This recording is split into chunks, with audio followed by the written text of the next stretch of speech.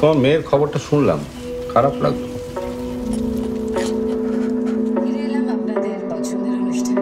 ঠিক দেখো তুমি।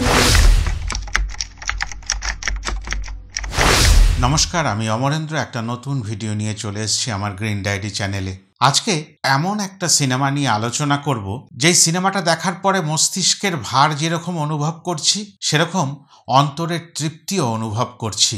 কিন্তু এই সিনেমাটি আজকের নয়, 2021 সালে এই সিনেমাটি কিন্তু প্রথম রিলিজ হয়েছিল এবং সারা পৃথিবীর বিভিন্ন শহরে সেই ফিল্ম ফেস্টিভ্যালগুলোতে যেখানে একেবারে উন্নত মানের উন্নত পর্যায়ের সিনেমাই শুধুমাত্র প্রদর্শনের সুযোগ পায়, সেরকম জায়গায় আলোড়ন সৃষ্টি করে অবশেষে কলকাতা শহরে ফিরে এসছে এই মায়ায় ভরা মায়ানগরে। বলে ফেললাম না? সিনেমাটির নাম মায়ানগর, once upon a time in Calcutta. Calcutta কখন যে কলকাতা হয়ে গেল সেটা হয়তো আমরা মনে রাখতে পারিনি, কিন্তু ওই রূপকথার মতনই আমাদের স্মরণ করিয়ে দিলেন এই মায়ানগরের বেশ কিছু খণ্ডচিত্র director, editor, writer Aditya Vikram Sengupta. তিনি এর আগে আরও 2টি সিনেমা করেছিলেন, এটি তার 3য় সিনেমা। কিন্তু বহু চর্চিত আসা যাওয়ার মাঝে সেই সিনেমা কিন্তু বাঙালি হৃদয়ে যারা বিনোদন পিপাসু ভালো সিনেমা দেখতে ভালোবাসেন তাদের কাছে কিন্তু একেবারে মনের মণিকুঠায় রয়ে গেছে। যখন তার 3য় সিনেমা 2021 সাল থেকে নিয়ে এসে বসেছিলেন কবে কলকাতা শহরে তার আত্মপ্রকাশ ঘটবে, সেই শুভ লগ্ন এসে গেল 7ই ফেব্রুয়ারি 2025। দীর্ঘ প্রায় 5টি বছরের অপেক্ষা, এর মধ্যে অনেক কিছু ঘটে গেছে প্যান্ডামিক, রোগে ভোগে ভুগেছে সারা কলকাতা শহর। সেই মায়া ভরা মায়ানগর আজকে একটু অন্য রকম হয়ে গেছে, কিন্তু তার মূল যে গল্প, মূল যে আস্বাদ, মূল যে ভালোবাসার জায়গা আজও সেই একই রকম রয়ে গেছে। অনেকেই ভিন দেশে, ভিন রাজ্যে, ভিন শহরে চলে যান জীবিকার জন্য, এবং সেই জীবিকার কারণে যদিও তারা দূরে পড়ে থাকেন, কিন্তু বছরের বিশেষ বিশেষ সময় তাদের মন কিন্তু পড়ে থাকে এই মায়ানগরে। আর সেই মায়ানগরের বেশ কিছু খণ্ডচিত্রকে একত্র করে আদিত্যবাবু আমাদের কাছে যে সিনেমাটি তুলে ধরলেন সেই সিনেমার জুরি মেলা ভার। একটা কথা বলে রাখি, এই সিনেমাটার গল্প প্রত্যেকটা বাঙালির গল্প, প্রত্যেকটা বাঙালির মনে একটা করে এই ধরনের মায়ায় ঘেরা মায়ানগরের চিত্র পড়ে রয়েছে।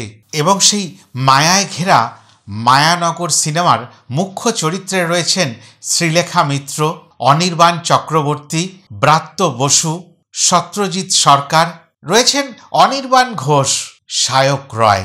কাস্টিং শুনলেই বোঝা যায় সিনেমাটা একটু অন্য ধরনের। এখানে যারা অভিনয় করেছেন প্রত্যেকে এত সুন্দর অভিনয় করেছেন, সেটা আলাদা করে কিছু বলার জায়গা থাকে না। প্রথমত শ্রীলেখা মিত্র। অন্য কোনো উপায় কি নেই? কি উপায় বলো? প্রপার্টির উপর আমার তো অধিকার আছে। নিশ্চয়ই আছে, 100 বার আছে। অসাধারণ, একাই টেনে নিয়ে গেলেন পুরো সিনেমাটি। রয়েছেন ব্রাত্য বসু, যেই চরিত্রটি তিনি পেয়েছেন তার সঙ্গে একেবারে জাস্টিস করে গেলেন। বিক্রি করে দেব। এরপরেও ওই আমি বলি না কালোবাজারি শিল্পী, হ্যাঁ এই মুহূর্তের একজন কালোবাজারি বাংলা জগতের শিল্পী, অভিনেতা, ওটিটি প্ল্যাটফর্ম বলুন, মঞ্চ বলুন, সিনেমা বলুন, সেই সব জায়গায় সব রকম অভিনয়ে একেবারে একাই রয়েছেন প্রত্যেকটি সিনেমা জুড়ে। তাকে ছাড়া বাংলা সিনেমা কিন্তু এখন অচল। সেই অনির্বাণ চক্রবর্তীকে কুর্নিশ জানাই। আমি এই কথা বারবার বলেছি যে এজেন্টরাই হচ্ছে কল্পতরুর পিলার। রয়েছেন সত্যজিৎ সরকার, অসাধারণ অভিনয় করলেন। যদি চুপচাপ থেকেও অভিনয় করা যায়, একটা নির্লিপ্ত মানুষের অভিনয় কাউকে দিতে হয়, তাহলে মনে হয় ওনার বিকল্প হয় না। ঠিক দেখো তুমিও। রয়েছেন অনির্বাণ ঘোষ, এমনই একটি চরিত্রে এমনই ভাবে অভিনয় করলেন যেটা মন ভরে দিলেন, এবং বহুদিন যারা এই সিনেমাটি দেখবেন তাদের প্রত্যেকে কিন্তু মনে ধরে থাকবে। কেন কাউকে পেলাম না। রয়েছেন সায়ক রয়, ইনিও যে চরিত্রটি পেয়েছেন সেই চরিত্রটি কিন্তু অসাধারণভাবে ফুটিয়ে তুলেছেন। ইনভেস্টমেন্ট নিয়ে আমাদের হাতে তুলে দিয়েছেন, তাদের স্বপ্ন যেগুলো আমাদের হাতে তুলে দিয়েছেন। মূলত অভিনয়ের দিক থেকে বলতে গেলে বলা যেতে পারে বেশিরভাগ অভিনেতারাই মঞ্চের অভিনেতা, আর মঞ্চের অভিনেতা হওয়া মানেই একটু ঝাঁজ বেশি থাকে, পারফেকশন বেশি থাকে, তার ডিসিপ্লিন বেশি থাকে, তার ওই অভিনয়ের মেধাটা একটু মনে হয় বেশি থাকে। জানি না রঙ্গমঞ্চের কাছাকাছি মানুষ বলে এরকম ভাবনা পোষণ করি কিনা সেটা বলতে পারবো না। তবে আদিত্যবাবু যেভাবে স্বল্প পরিসরে স্বল্প ব্যয়ে এই সিনেমাটিকে নিয়ে ভেবেছেন, সেই জন্য তাকে শ্রদ্ধা প্রণাম এবং কুর্নিশ জানাই। 7ই ফেব্রুয়ারি যখন এই মহাশুভ লগ্নে এই সিনেমাটি দেখতে গেলাম এবং সিনেমাটি দেখে যখন প্রেক্ষাগৃহের বাইরে এলাম, তখন একটা কথাই মনে হচ্ছিল, যদি এই সিনেমাটা না দেখতাম তাহলে বাঙালি হিসেবে অনেক কিছু অপূর্ণ থেকে যেত। এবং সেই কারণেই এই সিনেমাটা দেখার সুযোগ যিনি করে দিয়েছিলেন সেই বাপজি সান্যাল দাদাকে অকুণ্ঠ প্রণাম। তিনি আমাকে এই সুযোগটা করে দেন এই প্রিমিয়ার শোতে থাকার এবং সিনেমাটি দেখার। প্রিমিয়ার শো নিয়ে যে ভিডিও, সে ভিডিও কিন্তু আগেই এসে গেছে। একদিন পরে হলেও এই সিনেমাটি পর্যালোচনা করার সুযোগ পাচ্ছি।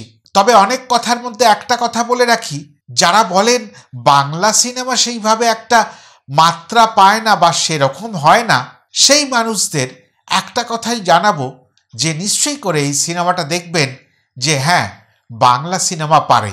যখন এই সিনেমার পরিচালক এবং শিল্পীদের সঙ্গে আলাপচারিতায় জড়িয়ে পড়ছিলাম, তখন তাদের প্রত্যেককেই একটি প্রশ্ন করেছিলাম, এটা কি বাংলা সিনেমা? কেউ রেগে গেছিলেন, বলেছিলেন হ্যাঁ এটা বাংলা সিনেমা। না, আমি আসলে এই কারণেই প্রশ্নটা বারবার করছিলাম। অনেকে বলেন না বাংলা সিনেমা সেরকম হয় না। যদি বাংলা সিনেমা কিরকম হতে পারে তার প্রমাণ পেতে চান, তাহলে মায়ানগর দেখতে হবে। হ্যাঁ, সত্যি রূপকথা, কলকাতার মায়া ঘেরা প্রত্যেকটি অংশের একটা রূপকথা। সেই রূপকথার গল্প লিখে সুন্দর করে সম্পাদনা করে আমাদের কাছে তুলে ধরেছেন সেই আদিত্য বিক্রম সেনগুপ্ত। এবার আসি ছোট্ট করে ওই গল্পটির কথায়। মায়ানগরের গল্প আগেই বলেছি প্রত্যেকটি বাঙালির গল্প। যারা যারা সিনেমাটি দেখতে যাবেন তারা মনে করবেন এটা তো আমারই গল্প বা আমাদেরই গল্প। এলা মুখ্য চরিত্র, তিনি হয়তো বলতে পারেন এটা নায়িকা প্রধান সিনেমা। আবার যারা বলেন নায়িকার প্রধান সিনেমা হলে চলে না, তাদের কাছেও কিন্তু এইটার একটা উত্তর মায়ানগর। কলকাতায় এলা এবং শিশিরের একটা ভাঙা ছোড়া সংসার ছিল, যে সংসারে জৌলুস ছিল না, যে সংসারে বাঁধন বলে যে সন্তানটুকু থাকে সেটাও যেন কখন হারিয়ে গেল। অভাব অনটন সবকিছুর মধ্যে এলার কিন্তু স্বপ্ন ছিল অনেক। প্রত্যেক মানুষের স্বপ্ন থাকে অন্য কারোর মতো হওয়ার, না অনুকরণ বা অনুসরণ নয়। কারো হয়তো হয় দাদার মতো হব, বাবার মতো হব, দিদির মতো হব, হয়তোবা নিজের মায়ের মতো হব। হতে পারে সেই মাকে আমাদের সমাজ ভালো নজরে নাই দেখুক, তবু আমি মায়ের মতো হব। তা সেরকমই এলা একজনের মতো হতে চেয়েছিলেন এবং সেই হতে চাওয়া, অনেক কিছু চাওয়া পাওয়ার মধ্যে তিনি কিন্তু হারিয়ে গেছিলেন। আর যখন চাওয়া পাওয়া বাড়ে তখন কিন্তু সমাজ তাকে অন্য পথে চালিত করে এবং সেইভাবেই ভুল পথে চালিত হলেন এলা। কিন্তু ফিরে আসার জায়গা ওই একটি শিশির বিন্দুর কাছেই, যেই শিশির বিন্দু কোনোদিনই তাকে প্রত্যাখ্যান করেনি। ফিরে এলে আমি তোমার জন্য আমার দুয়ার খুলে রেখেছি, তুমি এসো। আর যাওয়ার সময় বলে যাই, তুমি ভালো থেকো, নিজের মতো করে ভালো থেকো। আর এই গল্পটা দেখতে দেখতে প্রত্যেকটা মানুষের যারা মিলিয়ে ফেলবেন এই জীবনটাকে, তাদের চোখের কোণ কিন্তু একটু ছলছল করে উঠবে। এলার তো আসলাম এটা বিবাহের পরের জীবনের কথা। এলার বাপের বাড়ি ছিল উত্তর কলকাতায়, যার বাপের বাড়ি সম্বন্ধে বলতে গেলে বলতে হয় সেই বাবু কালচারের একেবারে শ্রেষ্ঠ পীঠ। বাড়ির মধ্যেই রয়েছে নাট্যমঞ্চ, মঞ্চটি মাঝখানে আর চতুর্দিকে তার বসার জায়গা। মঞ্চটি আজও পড়ে রয়েছে, কিন্তু অভিনয় আর সেখানে কোনোদিনই হয় না। শেষ অভিনয় কবে হয়েছিল স্মৃতির পাতা থেকে কলকাতা শহর মুছে ফেলেছে তাকে। কিন্তু এলার দাদা বুবু মানে ব্রাত্য বসু, তিনি কিন্তু আজও একাই আগলে বসে রয়েছেন সেই বাড়িখানিকে। এখন সেটা ভুতুড়ে বাড়ি, একা মানুষে থাকার জন্য যেই সামান্য জিনিসগুলোর প্রয়োজন হয় কোনোটাই সেখানে আর নেই। দিনের পর দিন অর্থের অভাবে একটা করে ফ্লোরের বিদ্যুৎ সংযোগ কেটে যাচ্ছে। কবেই কেটে গেছে ওই মঞ্চের বিদ্যুৎ সংযোগ। এর মধ্যেও তিনি আঁকড়ে ধরে বসে আছেন ওই স্মৃতিখানিকে। তবে তার মস্তিষ্কের অবস্থা খুব ভালো নয়। সেই ভুতুড়ে বাড়িতে সঙ্গে রয়ে গেছেন অনেক পুরনো একজন কর্মচারী অনন্ত আর তার ছেলে রাজা। অনন্তবাবুর চেষ্টা কোনোভাবে বাড়িটাকে বাঁচানো আর কোনোভাবে ওই বুবুকে সঠিক পথে নিয়ে আসা। আর যদি আর একবার সুযোগ হয় ওই মঞ্চের আলোগুলো জ্বলে ওঠে এবং সমস্ত থিয়েটার হল পূর্ণ করে মানুষজন এসে বসে, থিয়েটার দেখে, আবার মঞ্চে অভিনীত হয় সেই নতুন নতুন নাটক পালা, সেই স্বপ্ন নিয়ে তিনি বৃদ্ধ বয়সেও বসে রয়েছেন অপেক্ষা করে। কিন্তু তার ছেলে রাজা চান না এই ভুতুরে ভাঙাচোরা বাড়িতে পড়ে থাকতে। তার স্বপ্ন অনেক বেশি। আর সেই রাজাকে চালিত করে দক্ষিণ কলকাতায় বসে এলা বাপের বাড়ির ভাগ পেতে চায়, কিন্তু তার দাদা বুবুর সঙ্গে কোনো সুসম্পর্ক নেই। আমরা বেশ কিছু বছর আগে দেখেছিলাম মায়ের নাম করে চিটফান্ড, তাদের আরও অনেক ব্যবসা, হোটেল ব্যবসা, টেলিভিশন চ্যানেলের ব্যবসা, ডেভেলপারের ব্যবসা, সব ব্যবসা সেই জগৎ জননী মায়ের নাম নিয়ে। আর এখানে সেই পরম পিতার নাম নিয়ে কল্পতরু হয়ে সেই একই ধরনের নোংরা ব্যবসায় মেতে উঠেছিলেন অনির্বাণ চক্রবর্তী। এই ধরনের চরিত্রে অভিনয় করতে কিন্তু আমি অনির্বাণ চক্রবর্তীকে দেখিনি। সেই কারণে অনির্বাণ চক্রবর্তীর এখানে যে অভিনয়, সে অভিনয় কিন্তু একটু অন্য ভাষায় বলতে হয় হাটকে। আর এই যে বিভিন্ন ধরনের ঠকবাজির ব্যবসা, সেই ব্যবসাগুলোর মধ্যেই জড়িয়ে পড়েছিলেন প্রথমে এলা এবং তার পথ ধরে রাজা। আর প্রথমে স্বপ্ন আর তারপরেই লোভ, এইগুলোর কাছেই হার মেনে যায় অনেক মানুষ। আর ওই হার মানতে মানতে ওই দ্বীপ কখন যে নিভে যায় সেটা আমরা বাস্তবেও জানি। ওই রকমই একজন দ্বীপ নিভে আজ কিন্তু কারাগারে বন্দী।